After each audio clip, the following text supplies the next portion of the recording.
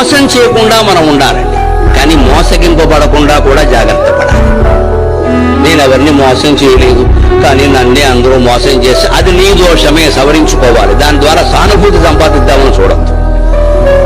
కలియుగంలో ఎప్పుడూ ధర్మం ఏమిటంటే మనం మోసానికి లోను కాకుండా ఉండాలి అంటే ఎదుటి వాళ్ళని మన పట్ల ఏం మాట్లాడుతున్నారో ఏం చేస్తున్నారో ఎప్పుడూ ఓ కన్నేసి ఉంచాలి. ఎవరిని పూర్తిగా నమ్మొద్దు. నమ్మాను అని చెప్పేవాడిని కూడా సగమే నమ్మకూడదు. ఎవరి యందు ఎలా ఉండాలో అలా ఉండాలి తప్ప అందరికీ ఒకటే సూత్రం కలియుగంలో పనికిరాదు. ఎందుకంటే మానవులందరూ అలా ఉండరు.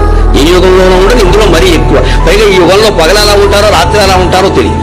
ఎవరిని మంచివాడు అనడానికి లేదు, అలాగని చెడ్డవాడు అనడానికి లేదు.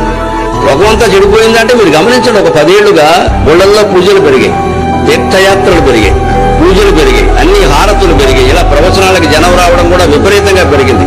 కానీ ధర్మము నీతి పెరిగిందని చెప్పగలరా మీరు?